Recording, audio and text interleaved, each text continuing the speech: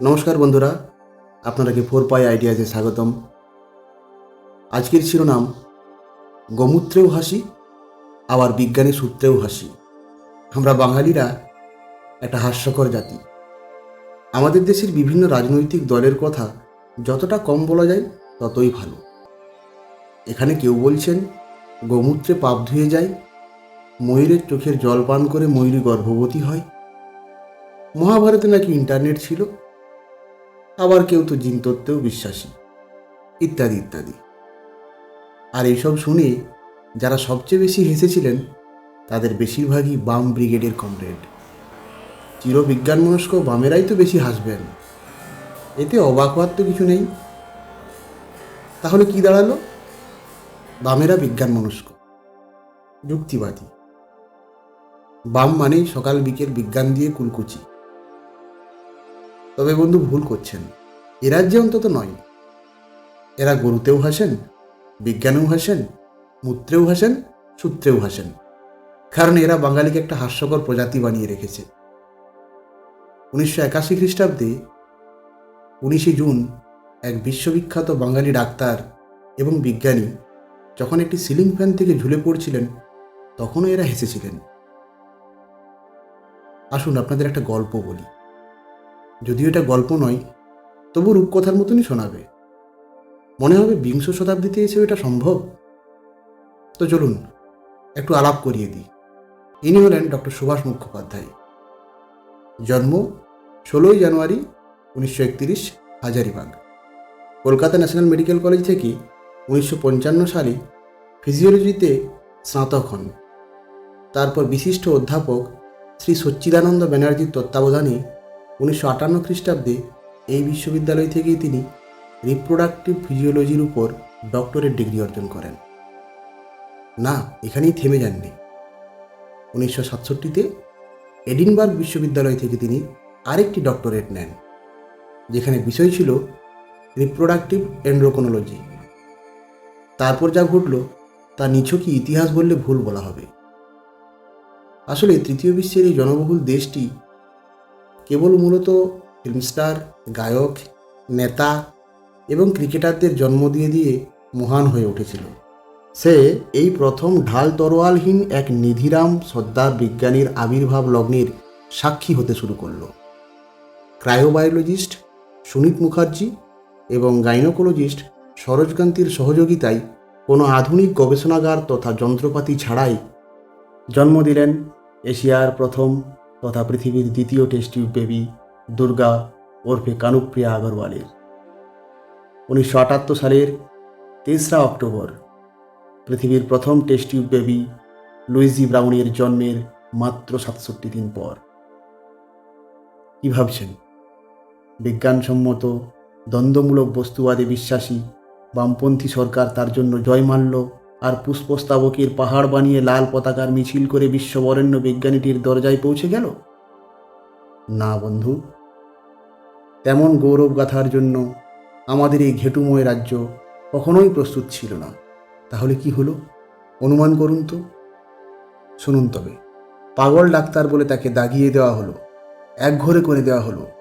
এমন একটি যুগান্তকারী আবিষ্কারের জন্য তিনি যখন অসংখ্য আন্তর্জাতিক বিজ্ঞান মঞ্চ তথা সভায় বক্তব্য রাখার জন্য আমন্ত্রণ পাচ্ছিলেন, সমসাময়িক বাম সরকার তাকে একটিতেও হাজির হতে দেননি। বিদেশ ভ্রমণের সমস্ত কার্যক্রম কঠোর হাতে আটকে দেওয়া হয়। 18ই নভেম্বর 1978 মহানুভব বিজ্ঞানসম্মত এবং বিজ্ঞানমনস্ক বাম সরকার একটি এক্সপার্ট কমিটি তথা বিশেষজ্ঞ কমিটি গঠন করেন, যার উদ্দেশ্য ছিল ডক্টর সুভাষ মুখোপাধ্যায় নামক একজন কনভিক্ট, হ্যাঁ ঠিক বলছেন, আসামি, একে উচিত শিক্ষা দেওয়া। আর এই কমিটিতে কে কে ছিলেন জানেন? সব দলদাস বিজ্ঞানী, ডাক্তার এবং বুদ্ধিজীবী। এই আসামির বিরুদ্ধে কি কি অভিযোগ ছিল শুনুন। 1. এই পাগলা বেটা বলে কিনা টেস্ট টিউব বেবি বানিয়েছে। আমেরিকা পারল না, ফ্রান্স পারল না, জার্মানি পারল না, এমনকি আমাদের সোভিয়েত ইউনিয়নে পারল না, আর এই শালা ঘরে বসে অতি আশ্চর্য বানিয়ে ফেলল।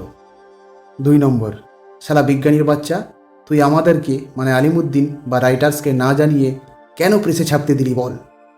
কি দুঃসাহস! এটা তো রীতিমতো বিধিভঙ্গ।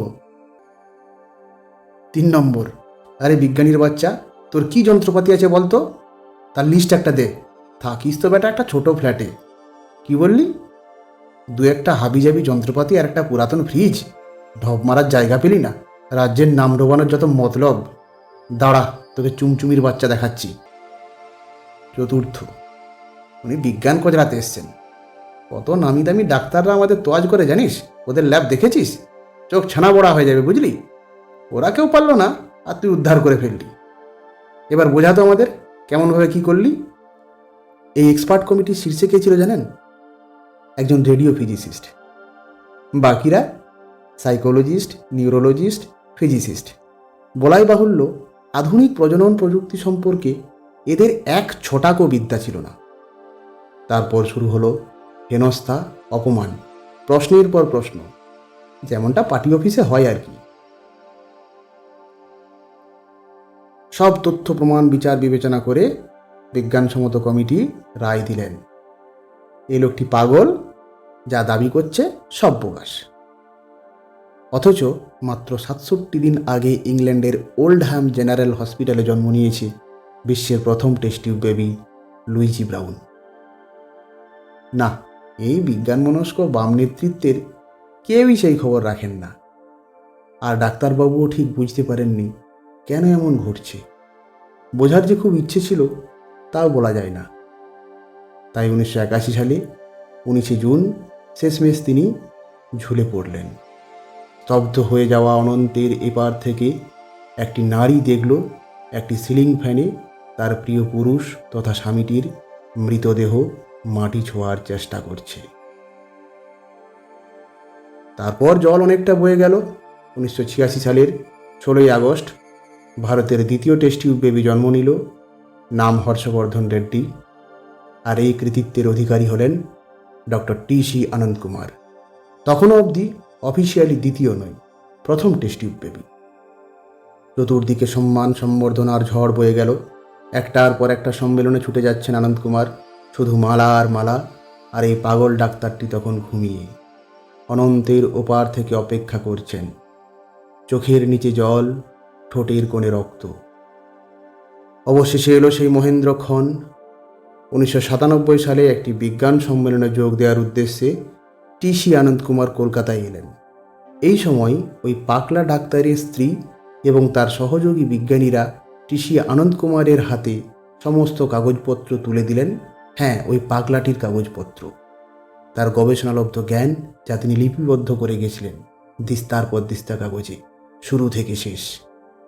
তবে এখানে অস্বীকার করার কোনো উপায় নেই, এবং প্রণম্য বিজ্ঞানী আনন্দ কুমার সত্যিই একজন প্রকৃত বিজ্ঞানী ছিলেন। তিনি কোনো দলদাস ঘেটু ছিলেন না, তাই চুপ থাকতে পারলেন না। সব কিছু পড়ে বুঝে অনুভব করলেন তিনি নন, আসলেই পাগলা ডাক্তারটি ভারত তথা এশিয়ার প্রথম টেস্ট টিউব বেবির জন্মদাতা। বিশ্বের বিজ্ঞান এবং বিজ্ঞানীর সামনে নত মস্তকে ঘোষণা করলেন তিনি নন ডক্টর মুখোপাধ্যায় এই কৃতিত্বের দাবিদার। দুর্গা ওরফে কানুপ্রিয়া আগরওয়াল তার ২৫তম জন্মদিনে মিডিয়ার সামনে এলেন। বাংলা জানল, ভারত জানল, বিশ্ব জানল, সৃষ্টি জানল তার স্রষ্টার কথা। কিন্তু স্রষ্টা তখন পঞ্চভূতে বিলীন। তাই এই বিশেষ প্রজাতির মানুষগুলো যখন শুধু বিজ্ঞান চাই করে চিৎকার করে ওঠেন, তখন আমরা হেসে উঠি। কারণ গোমূত্রের স্বাদটা কেমন এরা ১৯৭৮ সালেই জেনে গিয়েছে। আর সেই স্বাদ গ্রহণকারীদের অনেকে এখনো জীবিত। সবচেয়ে বড় কথা হলো আরও একজন জীবিত, তিনিও হাসছেন। কে বলুন তো? সিম্বায়োসিসের MBA এবং Morgan স্ট্যানলির vice president Kanupriya Agarwal.